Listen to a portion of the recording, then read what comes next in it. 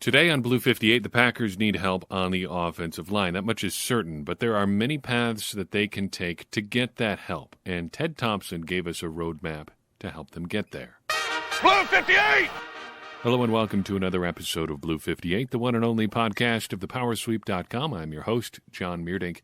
Happy to be with you here for another episode. The idea for this episode originally was going to be to look at offensive line and safeties, but we had a bit of an unusual situation at the house today, which resulted in me not having as much prep time as I thought I was going to. So we're just going to look at offensive line, but we got some good questions about the offensive line from our Discord server, and this is another opportunity to give a shout out there. If you have not checked that out, all you need to do is become a Patreon supporter. Head to patreon.com/thepowersweep. Any dollar amount there gets you in the door and lets you take part in the conversation with Packers fans from all over the world. Hope to see you there.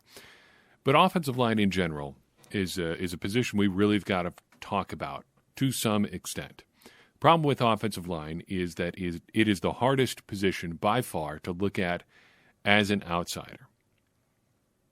It just is.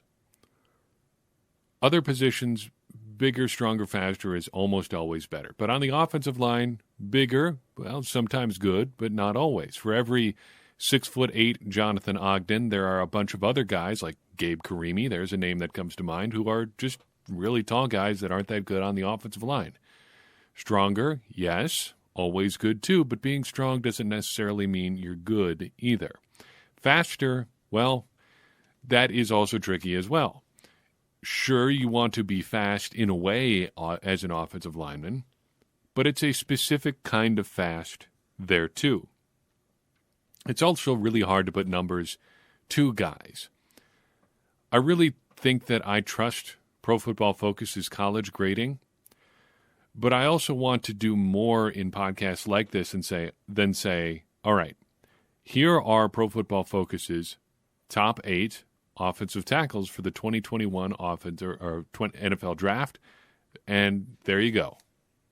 That's who they say is good, and it's going to be a 45-second podcast just as long as it takes me to read off the names. So I think I want to approach offensive line this year a little bit more like we approached quarterbacks, a little bit more generally. And then if there are specific guys that people want to talk about in the next week or so, let me know. I do have a few specific names that I want to throw out there, but I don't have like in-depth breakdowns on every single one of the prospects. It is true, though, that the Packers need help on the offensive line. Although I would never bet against him, I think the most likely scenario is that David Bakhtiari is going to start the season on the physically unable to perform list. You need at least one tackle here. Or you need to decide what you're going to do at tackle. You're going to bump Elton Jenkins out there? Well, somebody's got to play guard. And somebody's got to play center here sooner or later. So let's talk about the offensive line and how we're going to approach it. How do we find good prospects on the offensive line? Patrick leads us off with a good question here. He says, are teams looking for different traits or skills in their offensive line prospect? Or is there a generally accepted ideal across most teams that players or prospects are graded against? It seems like a major position group that gets left out of the fit conversation, wondering if that's a valid reason. I think the answer here is both. There are teams that are looking for specific skills, specific fits, but there are also just some general guidelines that you're looking for in linemen. So some teams that are looking for fits are looking for specific kinds of skill sets that you can find in an offensive lineman. For instance, teams like the Packers are looking for guys who would be comfortable in a zone blocking scheme. Looking for a lot more lateral quickness. You're looking for guys that might be a little bit smaller but have a higher level of athleticism. Stuff like that. David Bakhtiari is a pretty good example here. While he is big for a human being, as far as left tackles in the NFL go, he's not just enormous. Maybe a little bit shorter than some. Maybe not quite as albatross-type arms. I mean, his wingspan is somewhat less than some of the super high-end offensive linemen. He's considerably smaller than Yosh Nijman, their enormous undrafted free agent left tackle. But what he can do really well is move in space. When he is isolated one-on-one against an edge rusher, he can move backwards and side to side just as quickly as that guy can move forward. He has great lateral quickness. He utilizes it well in the passing game.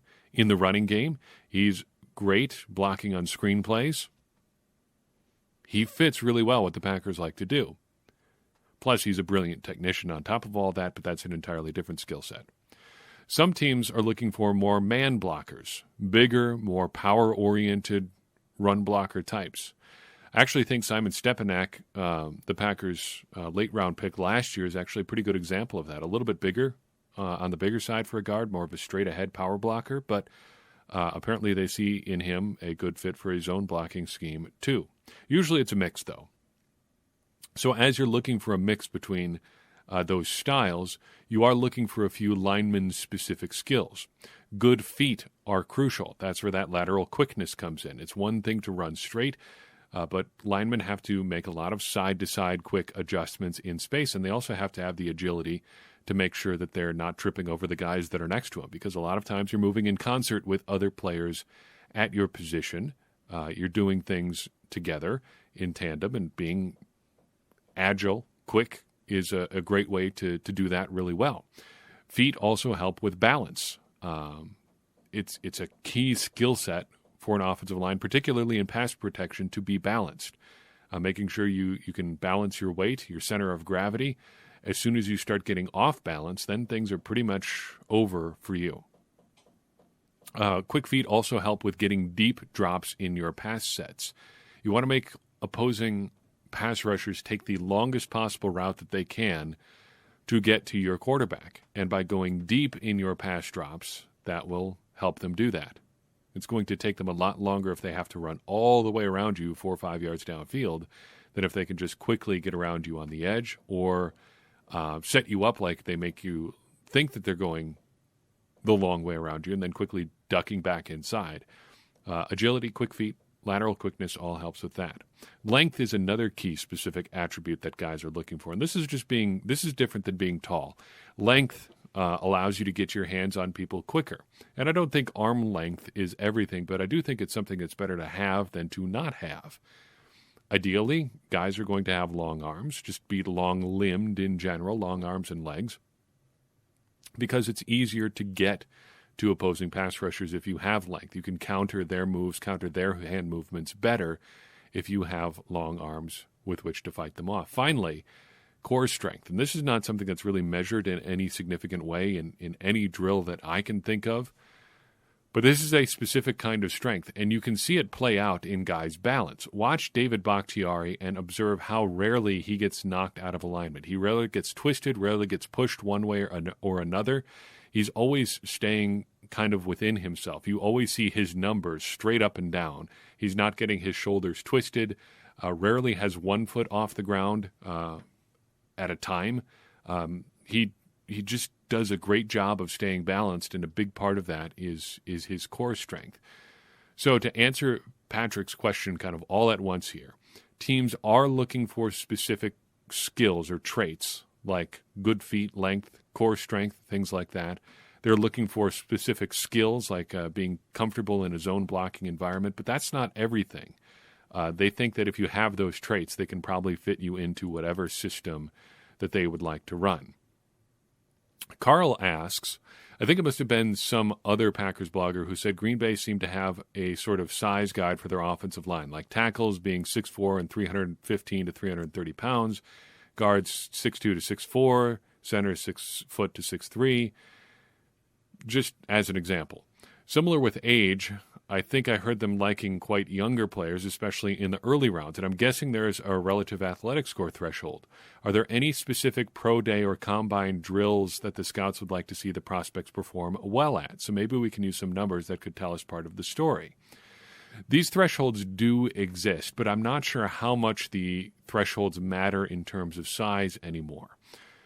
That's because of a few things that we know about the Packers in general. First, we know that Brian Gutekunst values athleticism pretty much above anything else, and relative athletic score is a good measure of that. For offensive linemen, it seems to be 7 or above, though the higher you get, the better. Incidentally, and I've only mentioned him once already, and we've talked about this in the past, just going by relative athletic score, Josh Nijman is probably the single most athletic person on the Green Bay Packers right now. Given his testing numbers, given his size, 6'8", 315, 320 pounds, there are few players who can match his overall level of athleticism. It's pretty impressive.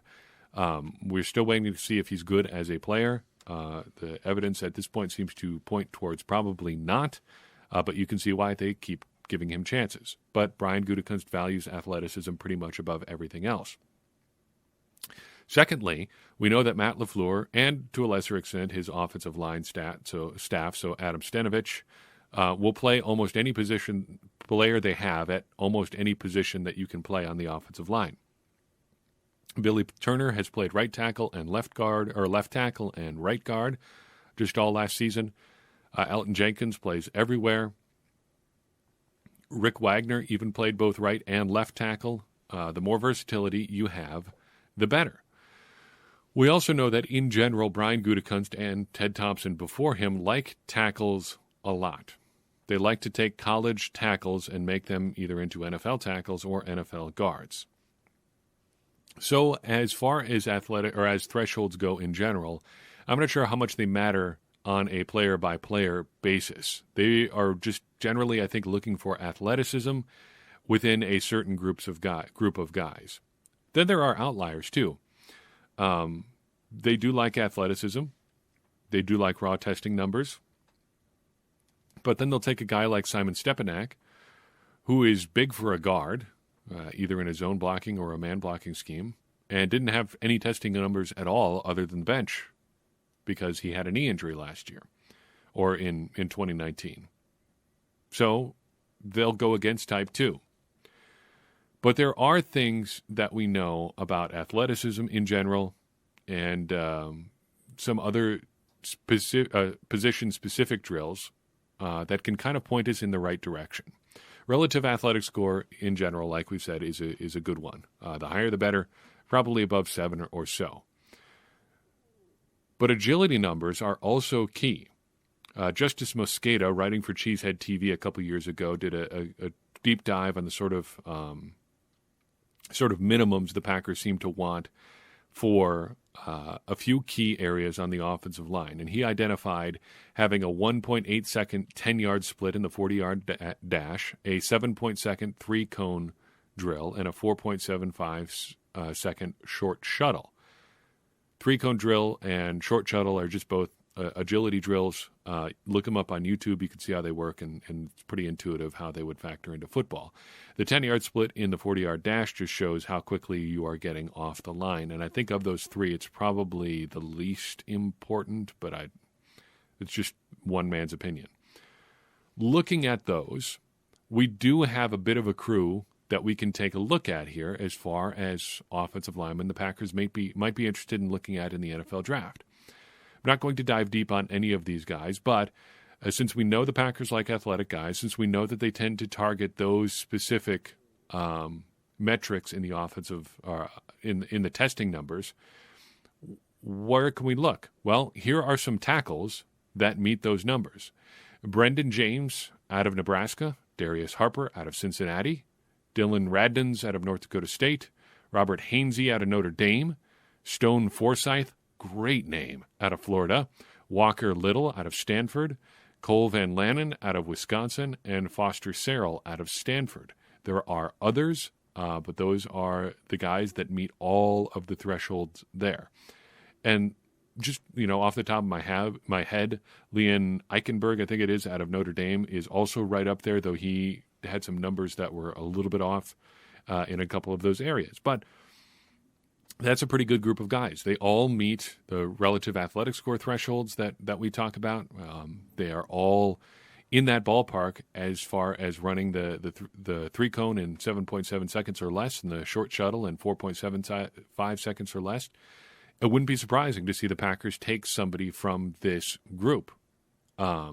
And that's not to say somebody else couldn't come off the board that fits those metrics or fits some of those metrics. But just as by way of example, those are some of the guys that fall into that the pot, for lack of a better term. Those are the guys that meet the numbers. It should also be noted that a few other guys at other positions meet those thresholds as well. Quinn Meinertz out of UW-Whitewater is one whom the Packers have spoken to a lot, but I have some significant questions about the Packers taking a dedicated guard in the draft, particularly high in the draft.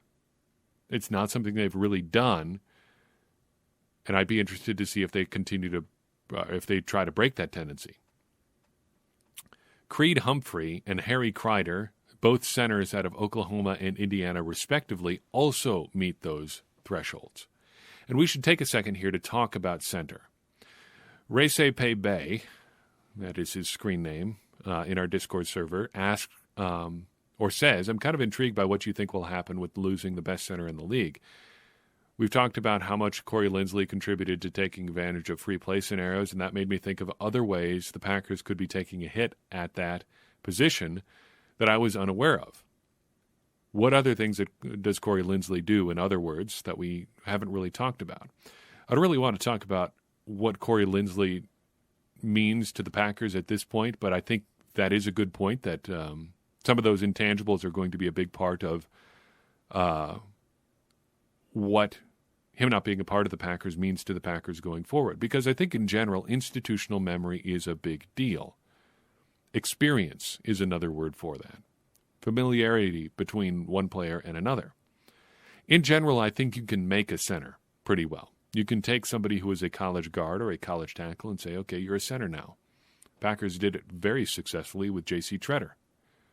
You can make centers. And experience can be earned, but it takes time.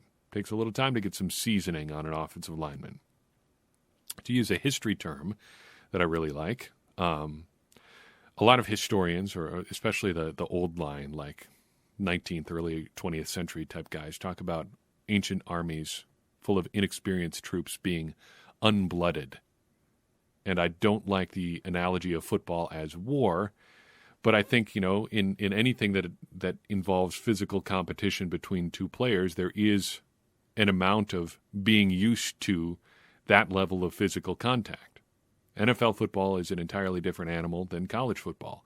If you throw a quote-unquote unblooded center right in the middle of your offensive line, there may be some growing pains there, and there is going to be some loss of that institutional memory, and I think that is the real loss for Corey Linsley. He is undeniably great, but I also think you are going to be able to replace 70 to 80% of what Corey Linsley can do pretty easily. And don't forget, the injury bug continued to mount for Corey Linsley over the past 2 to 3 years. So that means the real question is, how do you replace that extra 20, 25, 30%? How do you go from a guy who's just good or adequate to Corey Linsley? I think as far as the Packers go, it's going to involve getting a guy and keeping him there. That's what makes me really sympathetic to the idea of drafting a center this year, even high. Say it was Creed Humphrey out of Oklahoma there at the end of the first round. I wouldn't necessarily be opposed to that if you thought you could get another 8 or 10 years out of him. I think you want to draft a guy you like and put him there just to play center. Currently, the Packers don't really have a guy who plays just center on the roster outside of Jake Hansen. You've got Hansen, a late-round pick last year, spent almost all of the season on practice squad or some form of injured reserve. He's the only one with extensive experience at center, playing just center. Elton Jenkins has moonlighted there and done it well. Lucas Patrick has done it as well, though not quite as well as Elton Jenkins. But I think you want a dedicated center, because that's at least one position on this offensive line that's going to be in some level of flux next year that you've got nailed down, and you can let somebody grow there and really learn the nuances of what it takes to be a great center. You can bring along those free play things, that supernatural connection with Aaron Rodgers. You can do all the other little things, setting protections that Corey Linsley was so good at. It's going to take some time, but the sooner you find a guy that you want to be a center long-term and let him just be the center long-term, the sooner you're going to be able to get there. Finally, what if the Packers wanted to trade up and get a super elite offensive line prospect? We got a question about this from Edward via YouTube. He says, so I wonder what the Packers would have to do to move up to number 4 or 5 in the draft so they can draft Penei Sewell. How about this? Green Bay's first and fourth round pick in 2021 and then their first in 2022. Trading up is not something I like. I think long-term listeners to the podcast will know that. Generally opposed to paying 2 picks for 1 player. But say the Packers really like somebody. Say it was Sewell, who looks like a terrific prospect. What if they really wanted to go up that high and get somebody? So just for the sake of argument, let's say they're shooting for the 5th overall pick. What would it take to get there? Cincinnati holds that currently. Let's bring out the Jimmy Johnson trade value chart again. According to old Jimmy's chart, the 5th overall pick is worth 1,700 points of draft capital. If the Packers were to trade their first-round pick, 29th overall, one of their 2 fourth-round picks this year, because they've got 2, and then the 32nd overall pick next year, that would be worth about 1,265 points. Now, it's probably worth a little bit less than that, in fact, because generally they value next year's picks as being like mid-round picks in the next round. So a first-round pick for 2022, forgot what year it was for a second, would actually be valued more like a mid-round second-round pick. I don't know if I buy that, but let's just say, for the sake of our example, it's the 32nd overall pick because the Packers take Penei Sewell, they go win the Super Bowl, and then next year is great. It doesn't matter. Give up your first-round pick or whatever. So the Packers then are giving up a 1, a 4, and a 1, worth 1,265 points. That doesn't get us to 1,700. The Packers are going to have to sweeten the pot unless the Bengals are feeling especially generous. Maybe they're super jazzed about their new uniforms or whatever. So let's add another 4th-round pick. That gets you to 1,300 points. You're still about 400 short. All right, we got to get really desperate here. What if the Packers throw in their 2nd and 3rd-round picks from this year? That gets you to 1,681 points. So the Packers are giving up their 2021 1st, 2nd, 3rd, and 2 4th-round picks, as well as a 1st-round pick in 2022. And they're still not quite there. But let's say the Bengals are generous, or the Bengals just look and say, hey, we can get 5 picks out of this. I think, honestly, at that point, the Bengals would almost be stupid not to accept. But this brings us to the other point of this. Penei Sewell is not going to get the Packers over the hump. Even if you drafted him, a tremendous tackle, you still have holes at center, corner, linebacker, and we still haven't addressed receiver. Now, maybe if you're Brian Gutekunst, you're really confident you can get all those situations addressed in the 5th, 6th, and 7th round. I'm betting against it. Having more picks is always better than having fewer. And the Bengals have very little reason to give up the 5th overall pick, especially coming off a year when their potentially transcendent talent at quarterback had his rookie season ended early because they couldn't block for him. Why would they give up an opportunity to take an elite prospect at tackle, whether it's Sewell or somebody else, just to move that far back in the draft? That kind of thinking, from the Packers' perspective, giving up a whole bunch of stuff to just get one guy, is more or less how the Bears ended up with Mitchell Trubisky. The Athletic did a very, very good piece last year about how the Bears kind of run their draft operation. And based on that piece, it would seem like the Bears have a really bad habit of fixating on one guy who's going to fix everything for them. You just absolutely can't do that. And while I appreciate questions about trading up, it's something that has to be on the table, especially when you're talking about Brian Gutekunst, because he's done it every year so far. Giving up too much almost always ends up biting you in the end. You can't fixate on one guy, because when you do, you make bad decisions. That's what's so important about letting the board come to you. Take the value that's there. In the long run, as long as you're making good decisions when you take that value, properly evaluating these guys, that's how you're going to get ahead. You can't chase, because when you chase, you end up making bad decisions. It's almost like the gambler's dilemma, gambler's fallacy. I'm due. I can outsmart this. I can outsmart just the raw numbers. Chances are you can't. And it's better to just let a different set of numbers work in your favor. Stack up as many draft picks as you can and just hope for the best from there. Those are some thoughts on the offensive line. What do you think? Where are you at about a week out from the draft? I'm getting excited. It's going to be fun. I'm really looking forward to it. And I hope you are as well, because it's an entirely unique event, and it's going to be a lot of fun to watch it play out.